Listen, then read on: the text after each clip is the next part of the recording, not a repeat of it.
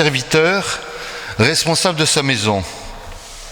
Des gens viennent lui dire tu sais, ton serviteur gaspille toutes tes richesses. Alors le maître appelle son serviteur et lui dit qu'est-ce que j'entends dire de toi? Rends-moi tous les comptes de la maison. Maintenant, tu ne pourras plus t'occuper de mes affaires. Le serviteur se dit mon maître ne veut plus que je m'occupe de ses affaires. Qu'est-ce que je vais faire? Travailler la terre? J'en avais pas la force. Devenir mendiant? J'en ai honte. Je sais ce que je vais faire. Alors, quand mon maître va me retirer mon travail, des gens me recevront chez eux. Et il appelle un par un tous ceux qui doivent quelque chose à son maître. Il demande au premier, dis-moi, tu dois combien à mon maître? L'homme lui répond, 100 tonneaux d'huile.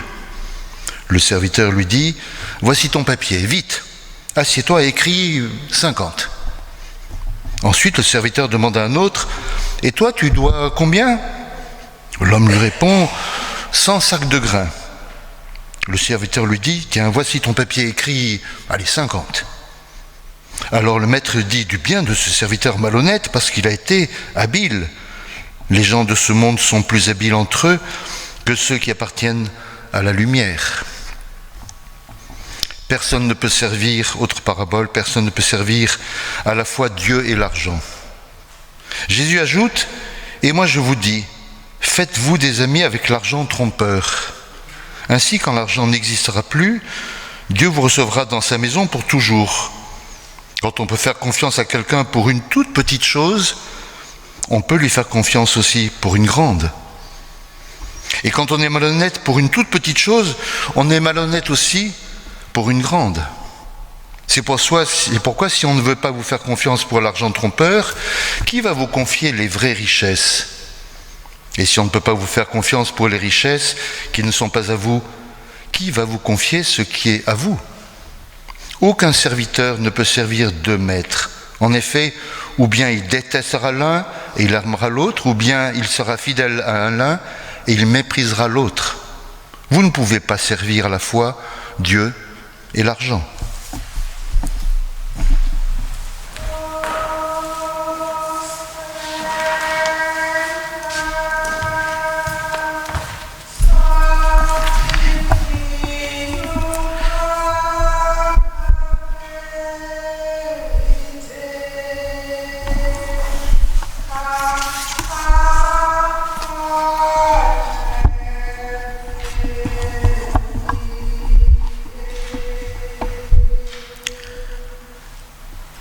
Ô Seigneur,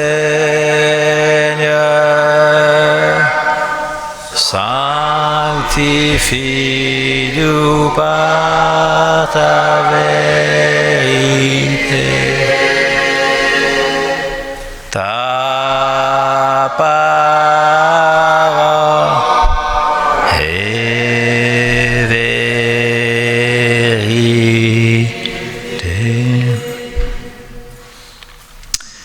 Oui, alors comme Olivier vous l'a dit au début, la traduction du grec ici en français courant, donc français courant c'est celui qu'on comprend facilement, mais ça enlève des fois un peu ça enlève un peu pour comprendre, parce que le serviteur, on ne sait pas très bien qui c'est le serviteur, c'est quelqu'un de riche qui a un intendant ou un gérant, qui s'occupe donc des finances, qui s'occupe de plusieurs choses.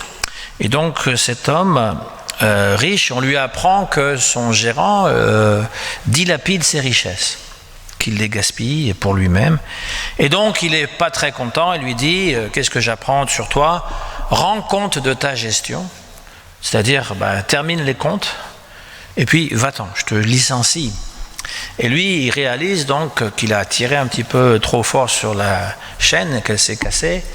Et donc, il se dit, je vais faire quoi? Je ne sais rien faire d'autre. C'est bien d'ailleurs de savoir qu'est-ce qu'on sait faire. Parce que quand on prétend savoir faire beaucoup d'autres choses, soit on en souffre parce qu'on n'arrive pas, soit c'est les autres qui en souffrent parce que vous faites ça n'importe comment. Et donc lui, il décide, ben voilà, il y a des gens qui doivent de l'argent au maître, je vais leur demander de rembourser, Mais je ne vais pas leur demander le chiffre total. Tu dois 100 je sais pas, euros, on va dire, mais 100 euros, c'est pas beaucoup. On va multiplier ça par 10 000 euros. Voilà. Tu dois 10 000 euros, tu en donnes 8 000. Toi, tu en dois 5 000, je t'en demande 3 000. Et donc, il fait ça à rabais, qui cela coûte évidemment au maître. Ça lui rapporte rien personnellement, mais il se dit dans sa tête, les gens vont apprécier ce que j'ai fait, comme ça, quand j'aurai besoin d'un service, ils me renvoieront l'ascenseur, comme on dit. Et le maître, il apprend ce qu'a fait son intendant, et là, il le félicite. Il dit, tiens, t'es malin, toi. C'est-à-dire que tu as su profiter finalement de la dernière chance que je t'ai donnée pour encore faire un truc à ton avantage, mais c'est en fait un cadeau pour les autres. Alors, c'est un texte qui peut surprendre parce que Jésus a l'air de féliciter les gens malhonnêtes, les escrocs. Il dit même à ses disciples, essayez donc, qu'est-ce qu'il dit dans le texte?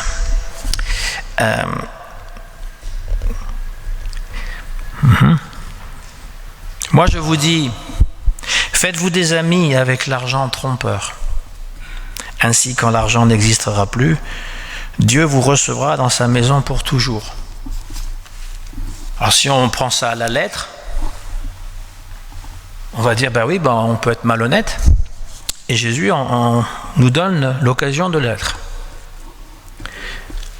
Ah oui, ça a parlé à quelqu'un, au moins j'entends quelqu'un rire. Mais si on va jusqu'à la fin du texte, Jésus parle à nouveau de l'argent. Et la finale de cette parabole ou de cette instruction, on va dire, c'est aucun domestique ou aucun serviteur ne peut servir deux maîtres. Vous ne pouvez pas à la fois servir Dieu et l'argent.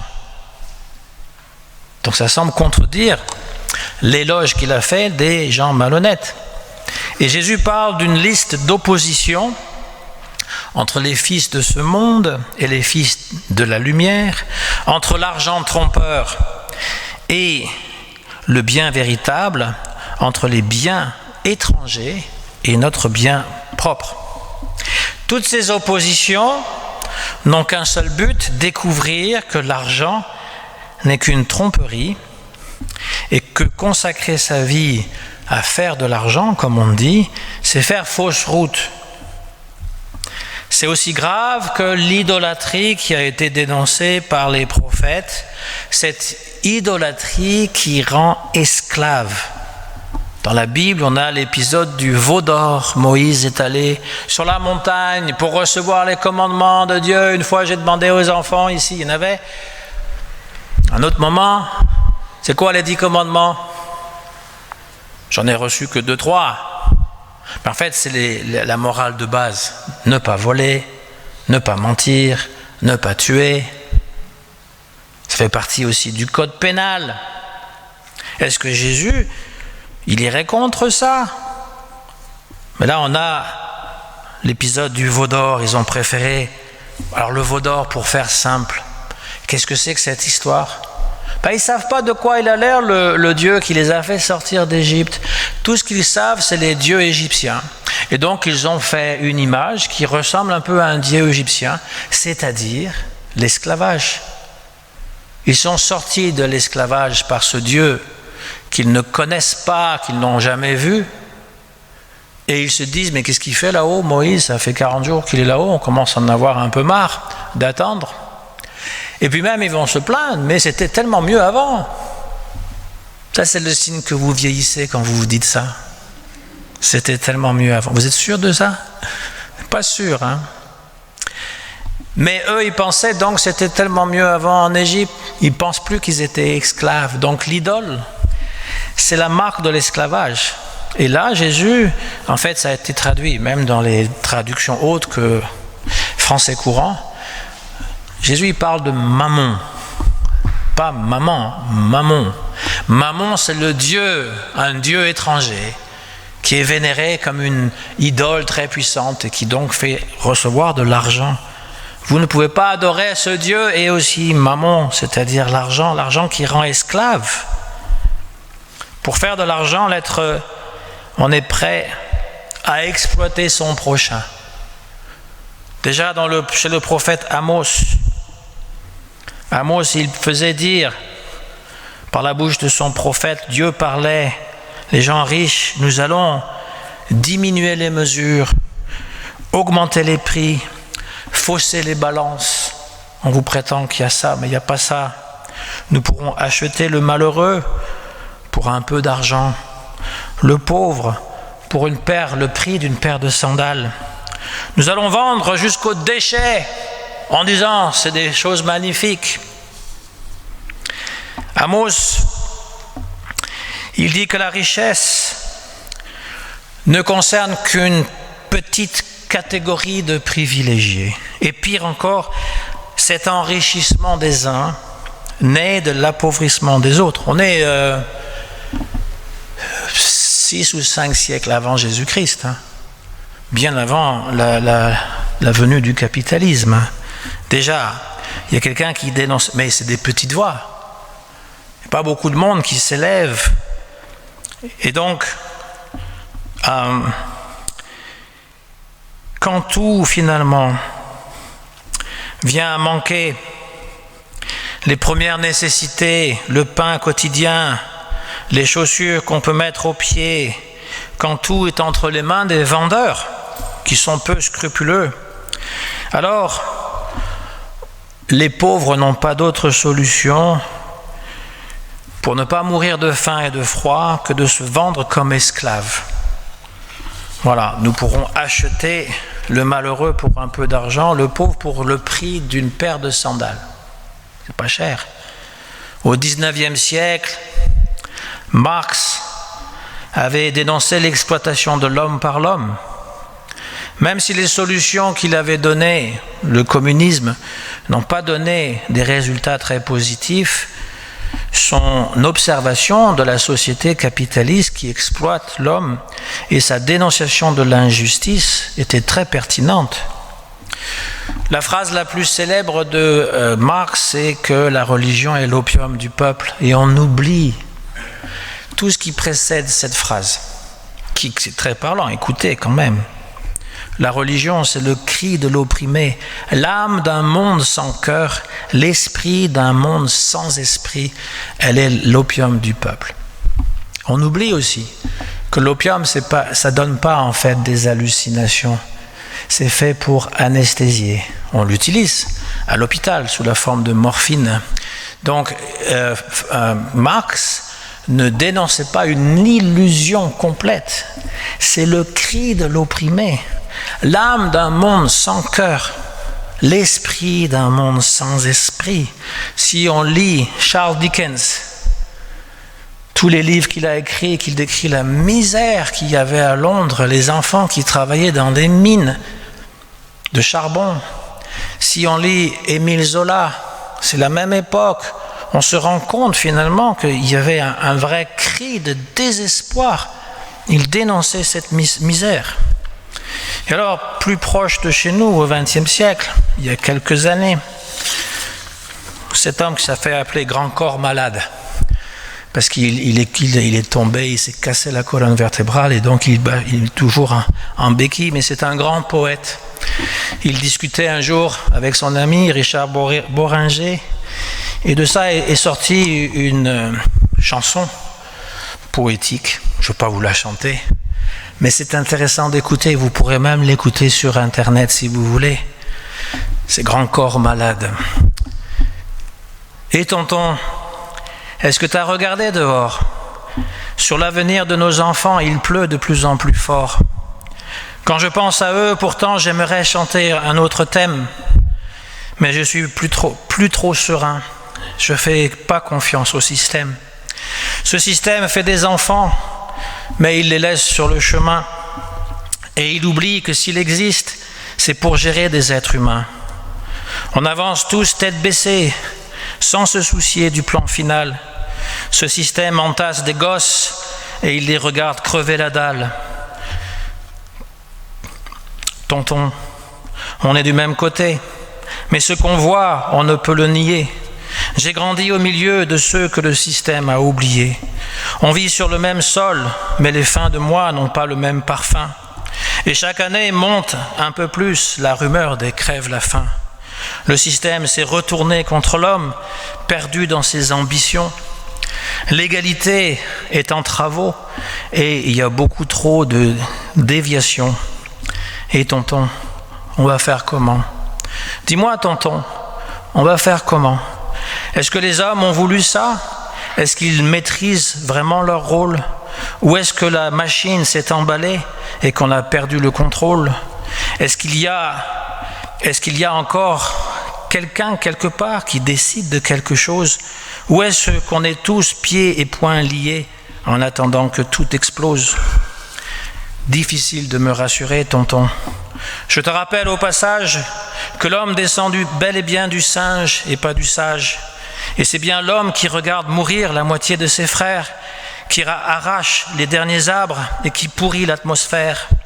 Il y a de plus en plus de cases sombres et de pièges sur l'échiquier. L'avenir n'a plus beaucoup de sens dans ce monde de banquiers. C'est les marchés qui nous gouvernent, mais tous ces chiffres sont irréels. On est dirigé par des graphiques. C'est de la branlette à grande échelle. Et tonton, on va faire comment? Tu peux me dire? Comme il faut que tout soit rentable, on privatisera l'air qu'on respire. C'est une route sans issue. C'est ce qu'aujourd'hui tout nous démontre. On va tout droit vers la défaite dans cette course contre la honte. Et tonton, on va faire comment? Dis-moi tonton, on va faire comment? Entre le fromage et le dessert, tout là-haut dans leur dîner, est-ce que les grands de ce monde ont entendu le cri des indignés? Dans le viseur de la souffrance, il y a de plus en plus de cibles pour l'avenir, pour les enfants.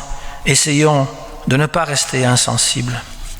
C'est une chanson qui s'adresse, c'est un dialogue avec Grand Corps Malade et Boringer, et qui s'appelle « La course contre la honte ».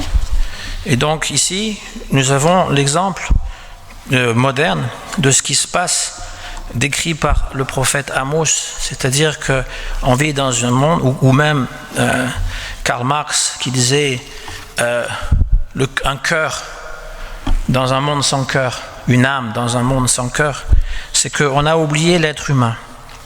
Et donc,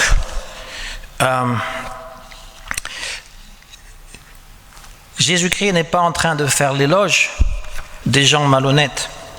Il faut relire le texte, il faut peut-être lire même entre les lignes. L'argent est trompeur de deux manières.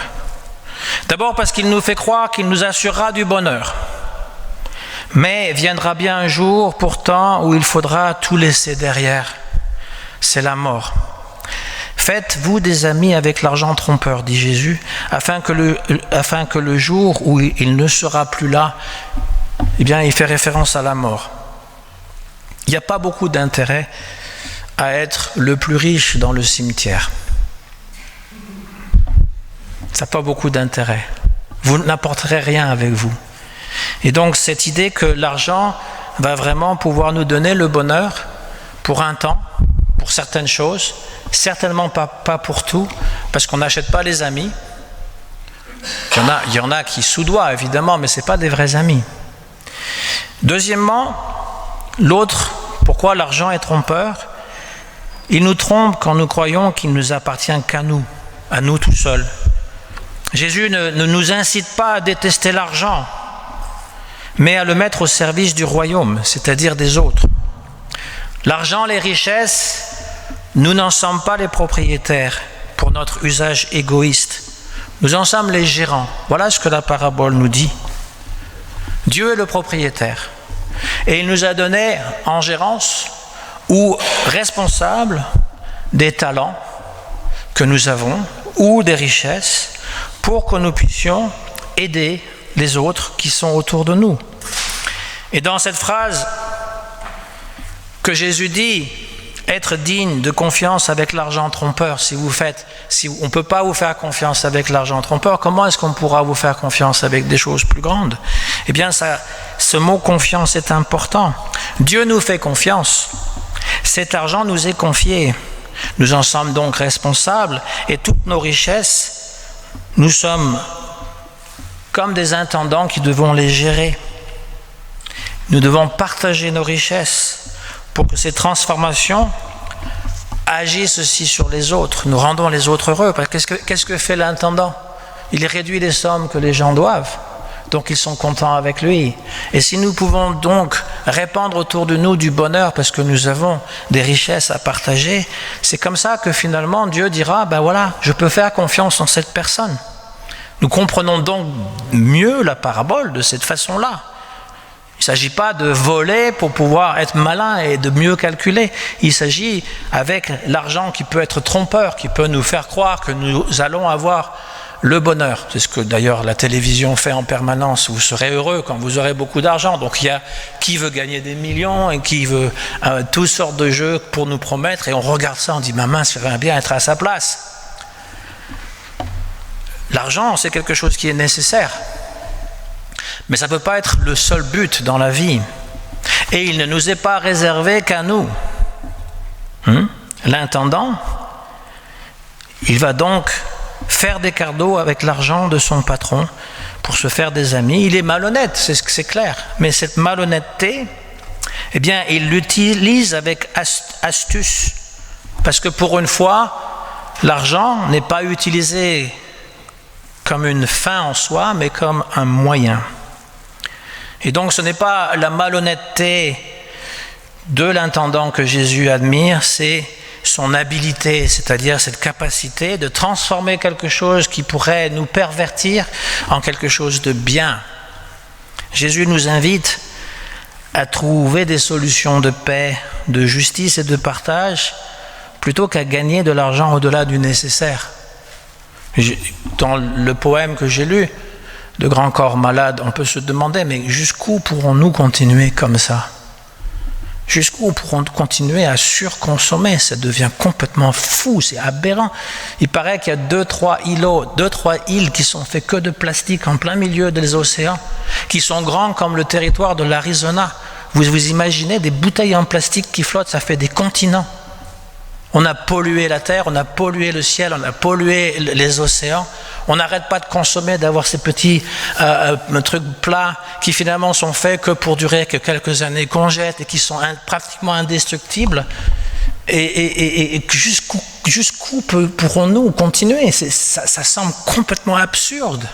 Si on y pense, ce n'est pas un discours politique, c'est un discours tout à fait humaniste. Ça devient complètement fou.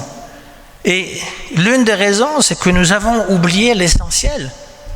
L'essentiel, c'est qu'il y a un Dieu au-dessus de nous et que nous sommes faits pour nous servir les uns les autres comme une grande famille, pas pour nous exploiter les uns les autres, pour faire toujours de l'argent. On dit que le pôle Nord est en train de fondre. Qu'est-ce que font les grandes entreprises? Ben chouette, on pourra avoir une nouvelle route maritime, ça sera plus rapide. Ils ne pensent pas une seule fois qu'on est en train de se détruire. Jamais, jamais. L'astuce, c'est pour trouver que l'argent est un moyen. J'ai besoin d'argent pour vivre. Je travaille pour ça. Ce n'est pas une fin en soi, ça ne peut pas être une fin. Vous aurez beau avoir beaucoup d'argent, vous en voudrez toujours davantage. Et pour ce faire, vous serez prêt à exploiter vos semblables, à fermer les yeux sur les injustices. Et donc voilà, ce désir de paix, de justice, de partage, de choisir Dieu et son royaume. Et tout le reste viendra en surcroît. Les fils de la lumière savent que l'argent n'est qu'une toute petite affaire. C'est le royaume la grande affaire. Ils ne servent pas l'argent comme on servirait une divinité. Ils mettent cet argent au service du royaume. Au nom du Christ. Amen.